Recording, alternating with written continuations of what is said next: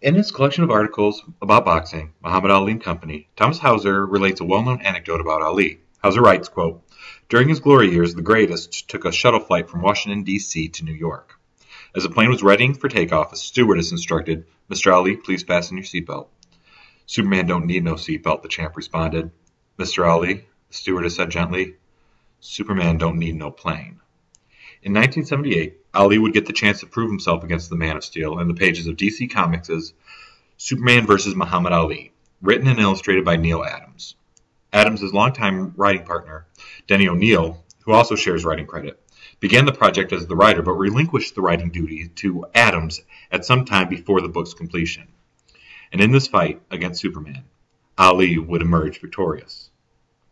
Superman may not need a plane, but he turns out to be pretty lousy in the boxing ring, and Ali remains the greatest. In this presentation, I will argue that DC Comics' Superman vs. Muhammad Ali served in the process of transforming Muhammad Ali into an American cultural hero by downplaying his more radical history while at the same time reinforcing notions of individualism and fair play as the solution to racial issues in light of the end of the Civil Rights Movement. In order to demonstrate this, I will discuss Muhammad Ali's cultural image in the 1960s and compare it to Ali's depiction in Superman vs. Muhammad Ali. Then I will examine the book's notion of individualism and fair play. Finally, I will explore Neil Adams' account of the book's creation in light of historical data to see the creation of authority the authors will claim. During the late 1960s and early 1970s, the cultural image of Muhammad Ali had largely been dominated by three factors: the inherited racial dynamic of the sport of boxing since the championship of Jack Johnson and the resulting idea of the Great White Hope, Ali's personal racial ideology associated with his membership in the Nation of Islam, and his resistance to being drafted into fighting in the Vietnam War. Michael Ezra, in his book Muhammad Ali, The Making of an Icon, argues that the Ali-Foreman fight, the Rumble in the Jungle, in 1974, was the turning point of Ali's cultural image. While not giving an exact date like Ezra, several others argue that Ali's image begins to change at some point in the mid to late 1970s. Mike Marchese, in his book Redemption Song, Muhammad Ali in the Spirit of the 60s, argues that, beginning in the 1970s and completed by the 1990s, Ali had been stripped of the political ideals he held in the 1960s by an American culture that wishes to capitalize on his celebrity by transforming him into a commodity. As Marchese writes, quote, "The Ali offered up for veneration in the 1990s is not the Ali of the 1960s, and the image of the 1960s that is celebrated or damned in the 1990s is a mere caricature of the original. In both cases, a complex and contradictory reality has been homogenized and repackaged for sale in an ever-burgeoning marketplace for cultural commodities." End quote. Jeffrey T. Sammons, in Beyond the Ring, The Role of Boxing in American Society, argues that Ali's eventual acceptance by white American culture was due to change in the culture, not in the man. Certain aspects of the mythologizing of Muhammad Ali can be seen as the result of cultural shifts. By the latter half of the 1970s, the mainstream of the American culture had become so disillusioned with the recent memory of the war in Vietnam that Muhammad Ali's refusal to become a soldier on the grounds of being a conscientious objector no longer carried the stigma it held in the late 1960s, when young men were still being drafted and dying. As Jeanette Kahn, DC's comics publisher at the time of Superman vs. Muhammad Ali's release, writes, quote, "By 1976, Ali was a folk hero of iconic proportions. He'd sacrificed nearly 4 years of his best boxing years in defiance of the draft and the Vietnam War, and for all his brashness and bravado, he was considered a man of principle and an outspoken symbol of the struggle of black Americans." End quote. Here we see Ali's defiance redefined as a virtue in a culture that has come to question the Vietnam War.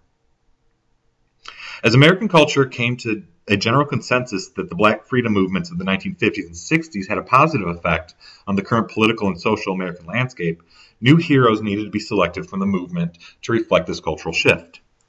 The main problem is that many of the leaders of the Civil Rights Movement and Black Power movements, like Martin Luther King Jr. and Malcolm X, were controversial and complex characters, and in order to be canonized, they would have to be transformed into less politically dangerous and divisive versions of themselves. Although African American leaders of the 1950s and 60s obviously appealed to segments of the African American population and to people outside of the American context before the cultural transformations they underwent throughout the latter part of the 20th century and early 21st century, Their cultural appropriation by the larger American population required downplaying and or ignoring some of the very aspects of the political and social thought that made them appealing to the black population. Besides King and Malcolm X, another famous, and arguably as famous as both of them, example of this process of cultural appropriation of an African American icon is that of the transformation of Muhammad Ali from draft-dodging black nationalist to a national hero who would light the torch at the 1996 Summer Olympic Games in Atlanta, Georgia. As Marchese puts it, quote, Ali has had his political teeth extracted, end quote. When comparing the cultural image of Muhammad Ali in the late 1960s to his image as little as 10 years later, the differences are quite striking. However, by the 1970s, the mainstream American culture had not come to accept black nationalism or the theology of the Nation of Islam. This aspect of Ali's past must have been made to fit into the new mythology of Ali, not through a change in the culture, but through a change in the man. Ezra argues that Ali's acceptance of Sunni Islam after Elijah Muhammad's death in 1975 was crucial in his transformation into an American cultural hero. By moving away from the black nationalist agenda of the Nation of Islam, Ali became less dangerous politically and can be seen more fully in the realm of sports. Ali can be viewed as removed from the realm of racial politics through his conversion to Sunni Islam, and his myth, now squarely in the area of sports and culture, can be viewed as safe.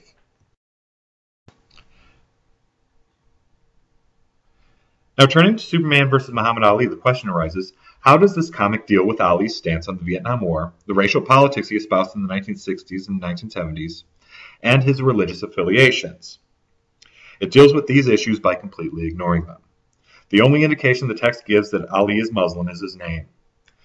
The myth-making strategy of ignoring is at work within this comic. At some points within the text, it appears that differences between the races are denied, or at least minimized. When announcing the match between Superman and Ali, Jimmy Olsen, Superman's friend, says, "For those of you wondering why Superman agreed to fight with his costume on, it is because many of our alien spectators wouldn't be able to tell the fighters apart. Except for subtle changes in hue, all humans look exactly alike to them." At the same time it is minimizing racial differences through the perspective of an alien other, it is emphasizing the unity of humanity when faced with an alien other. As an extremely battered Superman hits the canvas head first with a whoop, after losing his match with Ali, two aliens emerge to carry him off. As a visibly angry Ali shouts, "Hands off! Take your slimy hands off that man, we'll take care of our own." Here we see the implicit statement that there is no white Superman and black Ali, only humans. Superman is not human, he's Kryptonian, but I think it's safe to ignore that fact in this context. If, for the most part, the issue of race is not present on the level of whites and blacks, it is implied in the treatment of humans at the hands of the alien scrubs. Despite their green skin, it is easy to see them substituting for whites and their colonial inclination towards African Americans. In an early panel, we see a scrub ambassador backhanding Muhammad Ali across the mouth for speaking up for Lois Lane. The scrub says, "Silence, you will speak when spoken to."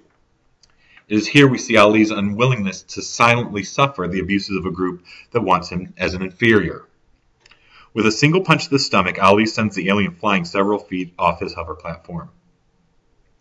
Later, we see an even more overt connection between the scrubs and white oppression. The emperor of the scrubs, Ratlar, offers Ali a deal in the face of the annihilation of Earth. He says, "If your governments agree to deed the people of Earth to us as slaves, we will spare them. There is no other alternative." With Ali's face growing visibly angry, he begins to lay into his alien opponent. The narrator announces, "We can only guess at the thoughts that stir Ali's soul, but plainly he has been touched. Plainly he is driven to a capacity beyond that of an ordinary human."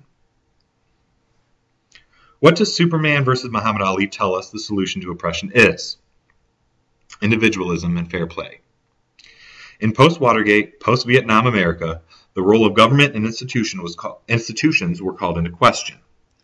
When the aliens first arrived on Earth, a man in the crowd screams, "Someone better call the president," to which another man jadedly responds, despite Jimmy Carter's smiling visage on the cover of the book, "What's he gonna do?" It's not the governments of Earth the Scrubs fear, but the potential of individuals. The ambassador says to Superman, imagine that destructive capacity multiplied a billionfold. Imagine a society that thrives on individual initiative and not on group initiative. Intergalactic chaos. It is not the military or the politicians that the people look to save them from this alien threat. As Herbert Muhammad, the third son of Elijah Muhammad and Ali's manager, says in the book regarding Ali and Superman, if the fate of our planet is at stake, I can't think of anyone I'd rather put my faith in than those two great men. In the end, the scrub champion, Hunya, overthrows the emperor due to Ali's insistence on the principles of fair play. Hunya explains his treason against the emperor as follows. His greatest mistake was to create this tournament. It was in this that you proved yourself truly honorable, fair, and self-sacrificing. These things we respect above all else. The concept of fair play is brought up in the most explicit dialogues in terms of race and equality. After the victory, Ali explains to Lois Lane, when you come right down to it, fair play is what it's all about. If more people tried to live by the simple rule of fair play, my people, all people, would get a fair shake. It is difficult not to see this simple, if not in fact naive, solution to the racial inequalities in America as Adams and O'Neill's prescription for the readership. It requires no massive societal upheavals or economic shifts. The rules are already in place, we just need to follow them. It is a conservative method to preserve the status quo, and it seems unlikely that Muhammad Ali of 1964 would have given his wholehearted endorsement to this viewpoint. Since their inception in 1938, superhero comics have had serious issues in regards to racial issues and depictions of people of color. Dennis O'Neil and Neil Adams' run on the DC Comics series Green Lantern, co-starring Green Arrow, was one of the first mainstream comic books to address contemporary social issues, including race. According to Jeanette Kahn, their work on this groundbreaking series is the reason they were selected to write and draw Superman vs. Muhammad Ali. The first issue, titled No Evil Shall Escape My Sight, published in 1970, highlights the racial tensions of the day and the shortcomings of the superhero genre. The plot involves a white slumlord being attacked by the tenants he was evicting in order to build a parking lot. Green Lantern swoops from the sky to save him, but is unaware of the entire situation. After being confronted by the Green Arrow, who is depicted as a liberal voice as opposed to Green Lantern's Nixonian law and order position, an elderly black tenant emerges to chastise Green Lantern.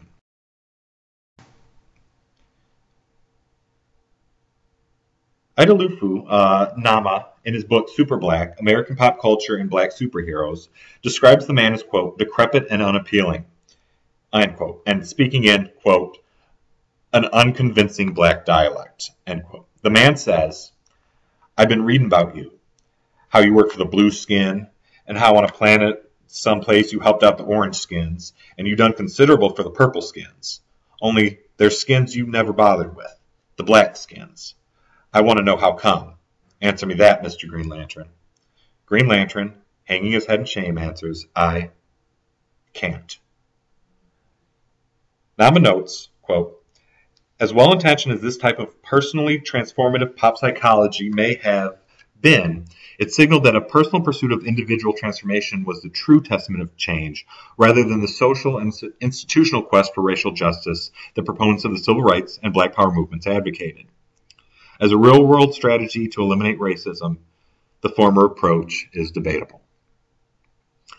End quote. Having established their view of white introspection as a viable part of overcoming racial inequality, in a later landmark issue they address the black side of the equation. In the issue, titled Earthquake, Beware My Power, O'Neil and Adams introduced the African-American backup Green Lantern named John Stewart, who was initially depicted as a symbol of the Black Power movement. After seeing Stewart confront a racist police officer for harassing two black men playing dominoes, Green Lantern notes that Stewart is not fit to be a Green Lantern, despite his courage and integrity, because Stewart, quote, has a chip on his shoulder the size of the Rock of Gibraltar. As Nama describes O'Neil and Adams' initial characterization of Stewart as, quote, a cocky, anti-authoritarian, angry, and race-conscious figure, end quote. One may note that this description is also fairly accurate of Ali's portrayal in mainstream American consciousness in the 1960s and 70s. However, by the end of the narrative, Stewart has softened his Black Power rhetoric and moves towards the philosophies of Dr. Martin Luther King Jr. He says, quote, "Style isn't important any more than color."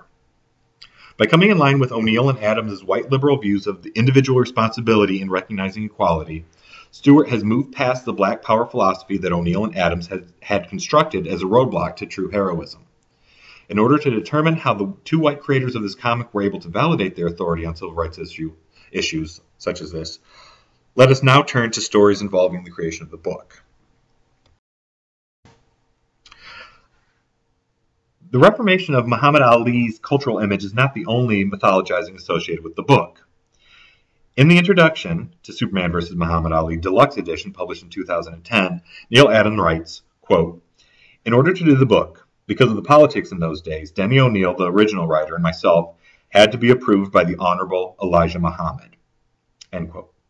I will now turn my attention towards demonstrating why this is historically improbable, and what this myth of Elijah Muhammad's approval might tell us about the author's desired status for this book. In the same introduction, Neil Adams states that Jeanette Kahn was integral in driving the book forward.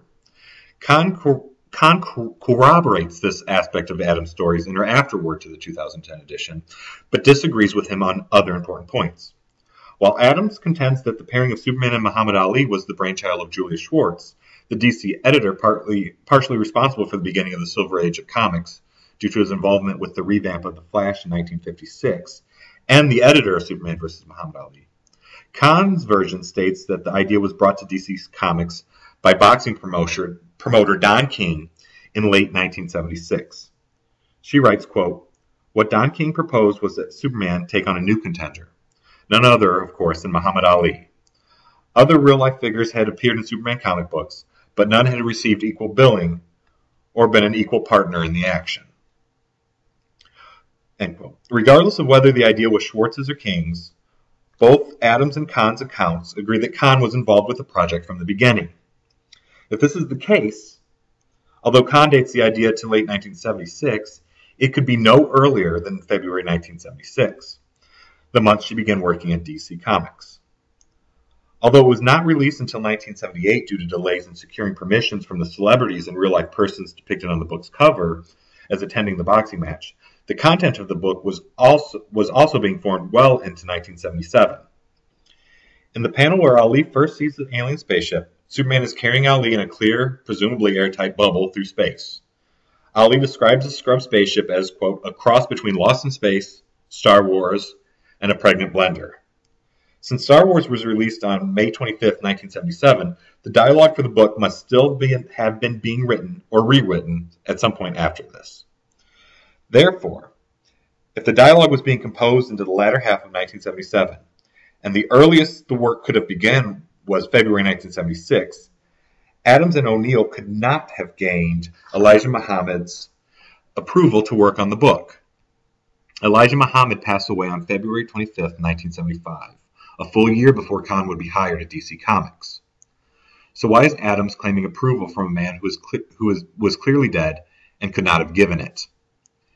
If by the time Superman vs. Muhammad Ali was being written, Ali had left the Nation of Islam and followed Elijah Muhammad's son, Warith Deen Muhammad, in adopting Sunni Islam, why does Adams claim the Nation of Islam's sanctioning of him as an artist? It seems that Ali had given his approval to the publication of the book. But where Ali and his people may have been concerned with his own image, both characterization and physical depiction, Kahn relates a story where Herbert Muhammad is concerned with the lack of fullness in the depiction of Ali's calves. Elijah Muhammad's, and by extension the Nation of Islam's, approval would give authority to O'Neill and Adams, Irish Catholic and Jewish respectively, and their ability to depict African Americans and racial politics. By creating the myth of personal approval by Elijah Muhammad, Adams is claiming authority for his sometimes problematic depictions of blacks in America, such as Superman donning pseudo-blackface to pass as Ali's ringman, Boondini Brown, black issues, and his status quo support conclusion of fair play bringing racial equality. By securing that authority, Adams is able to make a claim towards helping with the mythologizing of Muhammad Ali. Adams writes, quote, "I think this is one of the best graphic novels comic books ever done, and I truly believe I helped Muhammad Ali make his statement for the world by doing this book." End quote. In conclusion, the Muhammad Ali of Superman vs. Muhammad Ali is a character divorced from all the aspects that defined the cultural construction of Muhammad Ali only a few years earlier. Through having Ali advocating the more king-like conception of fair play and completely ignoring any previous connections with the more controversial Nation of Islam, O'Neill and Adams redefined their Ali as reflecting a certain vision of truth, justice, and the American way that was more in line with a mainstream understanding of race relations in the U.S. In doing so, their Ali is indistinguishable philosophically from the perennial champion of the status quo, Superman.